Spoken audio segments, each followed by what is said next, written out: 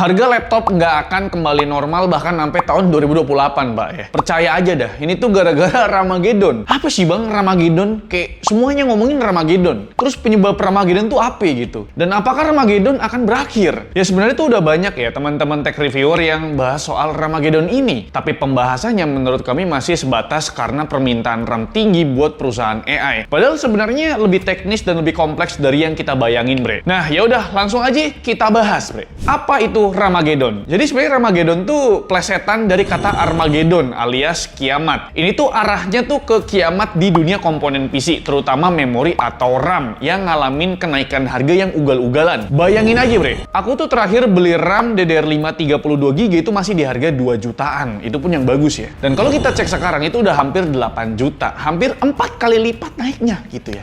Ini gila. Tapi lebih gila koruptor sih. Aku ngeliat kasus motor listrik BGN, markupnya lebih stres coy. Oke, kita kembali lagi ke pembahasan Ramageddon ini. Mungkin buat sebagian orang rasanya agak berlebihan nyebut kenaikan harga RAM sebagai Ramageddon. Tapi masalahnya tuh nggak berhenti di harga RAM doang yang naik, Bre. Tahu sendiri kan, RAM itu dipakai di mana-mana. Makanya harga HP ikutan naik, terus laptop ikutan naik gitu kan. Apalagi RAM PC ikutan naik. King Phoenix yang sering jadi harapan kaum kerehore juga ikutan naik. Tiba-tiba kayak orang amnesia gitu loh, lupa cara ngasih harga HP-nya. Masa 12 juta untuk Infinix, Bang? Kaget dong ya. Nah, harga laptop juga nggak kalah menyedihkan ya. Tahun lalu tuh modal 6-7 juta masih dapet lah laptop lokal Pret ya, yang pakai Lortes Plank Ryzen 5 6600H. Tapi lihat dah sekarang, Pak, menggenaskan sekali. Modal 7 juta itu cuma dapet King Phoenix Xbook 15 yang cuma pakai Ryzen 5 5500U. Mana cuma 10 Watt TDP lagi. Gak cuma di situ doang. Penderitaan calon pembeli laptop juga bertambah ya, karena pabrikan laptop juga nurunin spesifikasi SSD-nya. Kalau di tahun lalu modal 7 juta itu masih dapat NVMe generasi ketiga dengan kapasitas 512GB. Di tahun ini itu cuma dapat M.2 SATA 256GB yang speednya cuma 500 Mbps. Udahlah cuma dapat prosesor U-series, SSD-nya M.2 SATA pakai Windows 11 pula.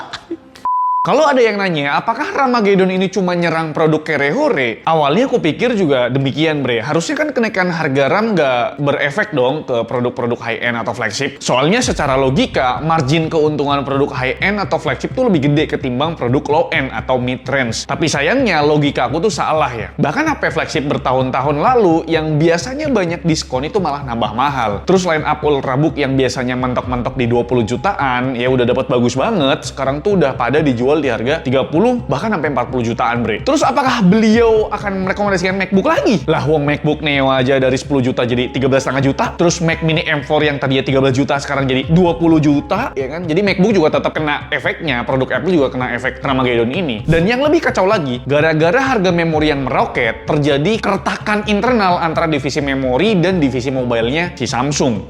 Itu kacau sih.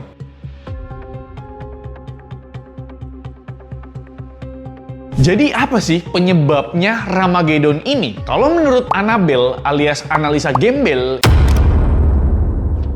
ini ya karena video-video tung-tung-tung sahur, video mimpi di kala demam, atau video brain root AI lainnya. Tren AI memang jadi salah satu penyebab peristiwa Ramageddon. Tapi kita nggak bisa nyalain AI sepenuhnya juga. Di satu sisi, aku tuh kasihan sama para pekerja yang terdampak tren AI, terutama teman-teman kreatif. Tapi di sisi lain, AI bener-bener sangat membantu dalam kehidupan sehari-hari. Sesimpel ngebantuin bikin skrip, bantu troubleshooting, bantu hal-hal yang rumit kayak jadi analisa kesehatan kita. AI itu ya udah bisa lah gitu. Ya sebenarnya aku juga sempet tanya sih, mending RAM murah tapi nggak ada AI atau RAM mahal ada AI gitu. Tapi jawabannya beragam ternyata ya, Bre ya.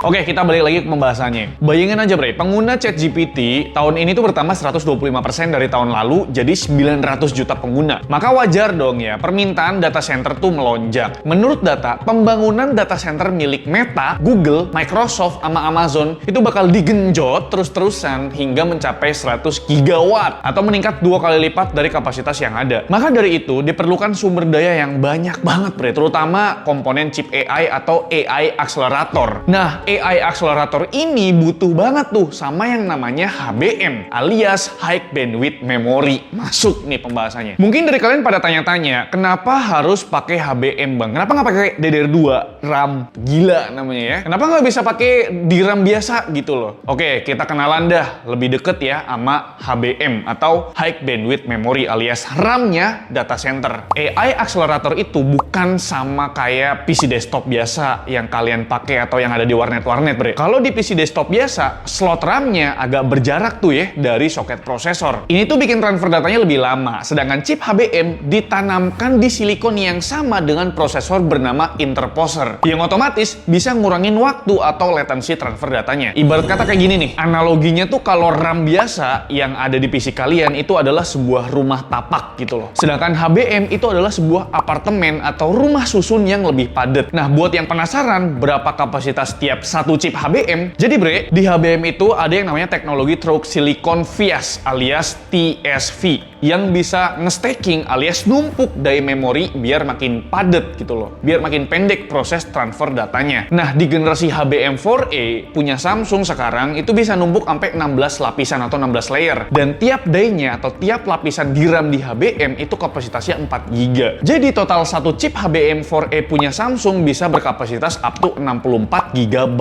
Gila bener bre, 64 GB HBM4E cuma seujung kuku doang tuh. Sedangkan RAM 32 GB DDR5 segede ini. Damn. Terus ada lagi nih punya SK Hynix ya yang punya maksimal 12 layer atau 12 lapisan DRAM. Kalau dikaliin 4 GB per layernya berarti total satu chip HBM4E punya SK Hynix berkapasitas totalnya jadi 48 GB. Ya emang ini lebih rendah ya dari punyanya si Samsung tadi bre. Kalau nggak salah pabrikan Micron tuh masih proses R&D buat versi HBM4E-nya. Kalau nggak salah tahun depan sih baru muncul tuh barang ya. Nih kalian bisa koreksi kalau misalkan kita salah, kalian koreksi aja di kolom komentar bre. Nggak sampai di situ aja, jalur data atau bahasa teknisnya buswidth di HBM itu banyak banget. Kalau di DRAM biasa, contohnya RAM DDR5, per keping itu buswidth-nya cuma sebanyak 64 bit. Berarti kalau dipasang 8 keping RAM DDR5 baru punya 512 bit buswidth. Dan itu pun perlu motherboard server yang pakai prosesor Threadripper dari AMD ataupun Xeon dari Intel. Ini tuh skalanya ya masih bisa dibeli atau dirakit perorangan lah. Ya palingan ngabisin 1,5 miliar rupiah ya. Lawang prosesornya aja harganya 250 juta gitu loh. Gimana kalau data center ya?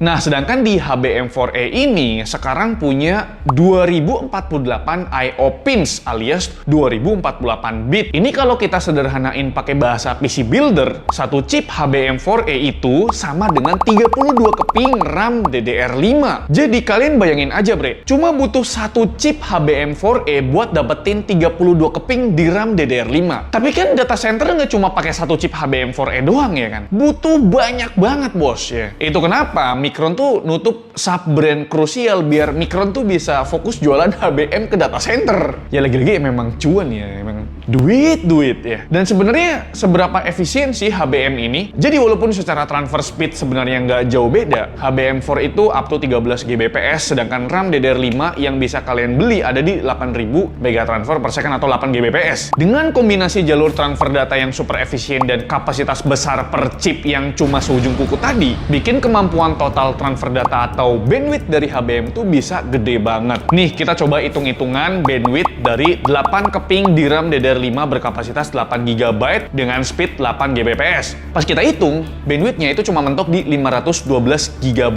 per second. Bandingin sama satu chip HBME yang punya bandwidth up to 3300 GB per second bre. Jauh banget kan perbedaan speednya. Ingat loh, itu cuma seujung kuku doang. Dan jangan kalian pikir satu AI accelerator cuma pakai satu chip HBM doang. Kagak bre. Contohnya nih, ada AI accelerator dari Nvidia GDX B300. Itu tuh punya 8 unit GPU Nvidia B300. Nah, satu unit GPU B300 butuh 8 chip HBM3E. Dan tiap satu chip HBM3E ini terdiri dari 12 layer atau 96 die DRAM HBM. Jadi dari satu unit AI accelerator aja udah butuh 64 chip HBM. Yang kalau kita rinciin lagi berarti satu unit AI accelerator itu butuh 768 die DRAM HBM. Pusing kan kalian pada? Ini editor kita aja puyeng editnya. Yang bikin script juga puyeng nih, ya kan? Dan perlu kalian ingat, Nvidia itu ngejualnya bukan per unit, tapi per rak ya. Contohnya nih bre, ada rak server dari Nvidia NVL72.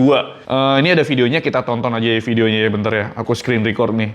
Oke, ini ya videonya ya. Nah, Blackwell, ini chip GPU-nya Nvidia. Tuh, 108 billion transistor. Jebret.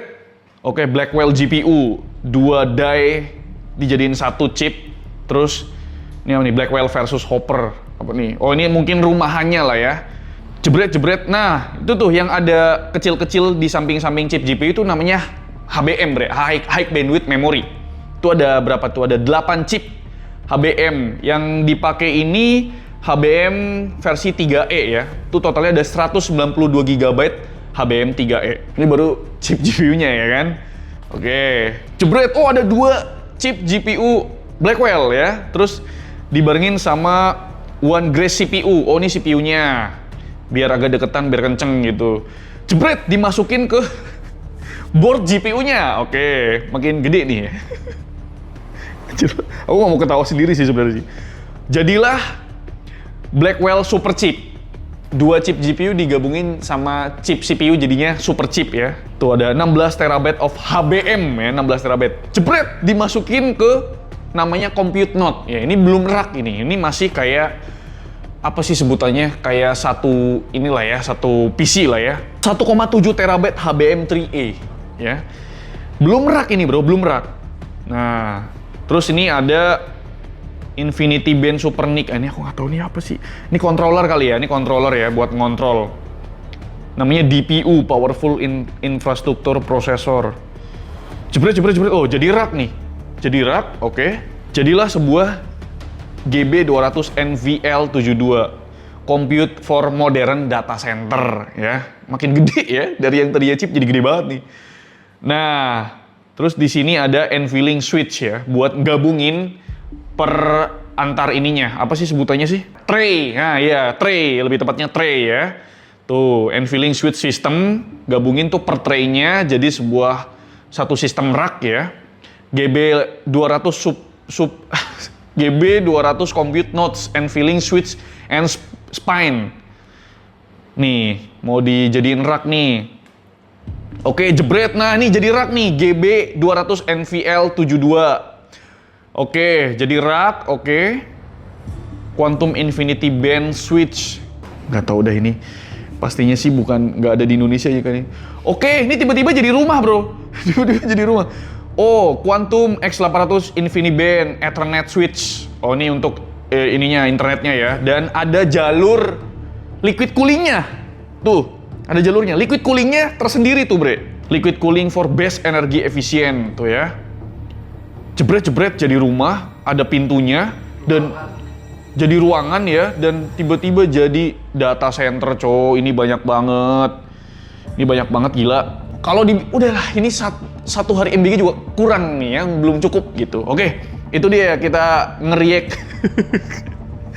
Nvidia NVL72 gitu kan. Jadi udah kebayang kan betapa besarnya demand atau permintaan pasar HBM ini. Makanya wajar banget kalau 70% produksi memori di tahun 2026 ini diperuntukkan buat raksasa-raksasa data center yang tadi udah kita tampilin tuh video react-nya ya. Tentu aja bre, angka 70% tadi merupakan tawaran yang nggak bisa ditolak lah oleh pabrikan chip memori, baik itu Samsung, Micron, dan juga SK Hynix, ya kan? Kagak perlu budget marketing ya, langsung ludes terjual itu. Ketiga pabrikan tadi langsung bikin langkah-langkah strategis. Contohnya Micron langsung nyuntik mati sub-brand-nya sendiri, yaitu Crucial yang tadi udah kita bilang. Biar wafer yang ada di pabrik bisa dipakai buat produksi HBM. Samsung juga menyetop produksi RAM DDR4 dan LPDDR4. Bahkan pemain baru dari Cina yang kita tahu yaitu CXMT itu juga stop produksi atas arahan langsung dari pemerintah di Beijing. Pantas aja kenapa HP atau laptop entry level ikutan pada naik. Ya karena stok memori LPDDR4 sama DDR4 makin nipis. Habis nutup Crucial, Micron juga langsung investasi pabrik di Singapura senilai 24 miliar USD atau setara 1,5 tahun budget MBG.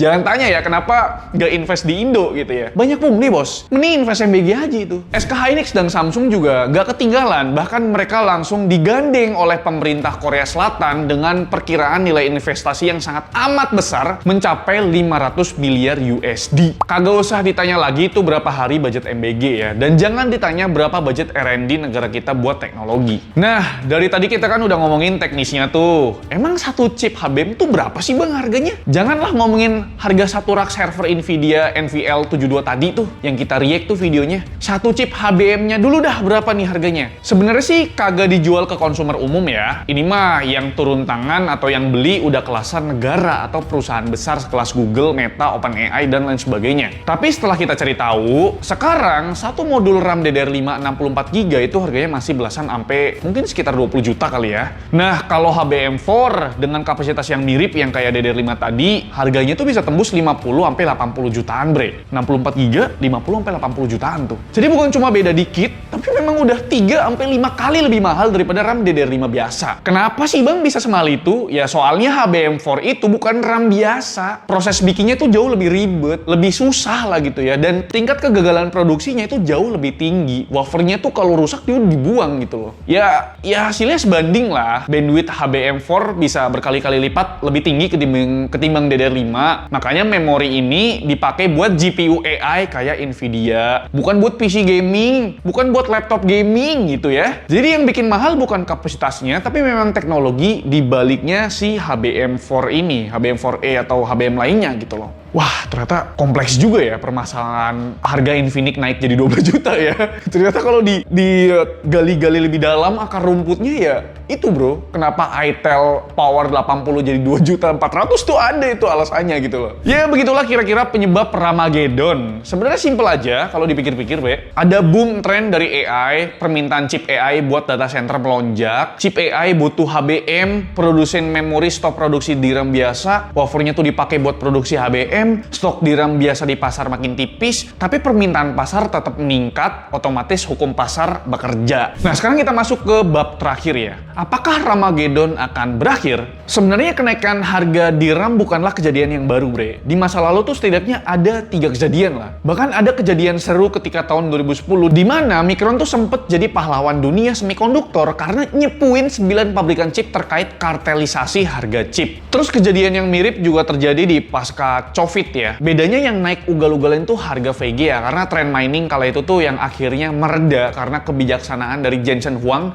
yang membatasi hash rate di seri GeForce RTX-nya. Dan kembali lagi ke pertanyaan, apakah Ramageddon akan berakhir? Jawabannya pasti berakhir, tapi kapan waktunya aku nggak bisa jawab. CEO Micron aja ngeprediksi krisis RAM itu bakal terjadi sampai tahun 2028. CEO Intel juga bilang kalau nggak ada solusi buat krisis RAM ini sampai 2028. Kalau keterangan dari Lenovo malah lebih lama lagi, bisa sampai tahun 2030. Chairman-nya dari SK Hynix juga prediksi sampai 2030. Ya udahlah ya, elit-elit global udah bersabda, sekarang giliran kita aja yang lebih bersabar dan bekerja lebih giat. Nah, kira-kira gimana menurut kalian? Apakah kalian akan tetap beli HP, akan tetap rakit PC, atau akan tetap beli laptop gaming, atau mungkin kalian nunda sampai 2030 nunggu turun gitu kan, sampai bongkotan tuh? Ya tulis aja di kolom komentar, kita diskusi aja mengenai Ramageddon ini. Like video ini kalau kalian suka, dislike kalau Alvin jelek banget, dan jangan lupa untuk tekan tombol hype supaya video kita bisa muncul di beranda YouTube kalian. Subscribe kalau belum subscribe, tombolnya warna putih karena udah ganti ya, bukan warna merah lagi.